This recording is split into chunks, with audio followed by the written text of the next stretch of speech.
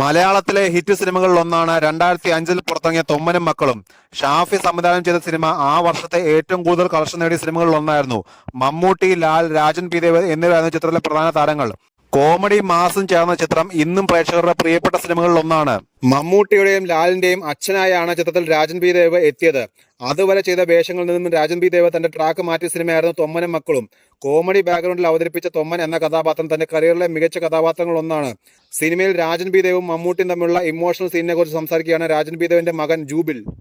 മമ്മൂട്ടി അവതരിപ്പിച്ച ശിവൻ എന്ന കഥാപാത്രവും രാജൻ പി ദേവിന്റെ തൊമ്മൻ എന്ന കഥാപാത്രം തമ്മിൽ ഒരു ഫൈറ്റ് ഉണ്ടായിരുന്നെന്നും, എന്നാൽ മമ്മൂട്ടിയുടെ നിർദ്ദേശം കാരണമാണ് ആ ഫൈറ്റ് ഒഴിവാക്കി അവിടെ ഒരു ഇമോഷണൽ സീൻ വെച്ചതെന്ന് ജൂബിൽ പറഞ്ഞു. ആ ഫൈറ്റിനേക്കാൾ ഇമ്പാക്ട് ഉണ്ടാക്കിയത് ഇമോഷണൽ ഡയലോഗിലൂടെയാണെന്നും ജൂബിൽ കൂട്ടിച്ചേർത്തു. ഒരു ഓൺലൈൻ മാധ്യമത്തിന് നൽകിയ അഭിമുഖത്തിലാണ് ജൂബിൽ ഇക്കാര്യം പറഞ്ഞത്.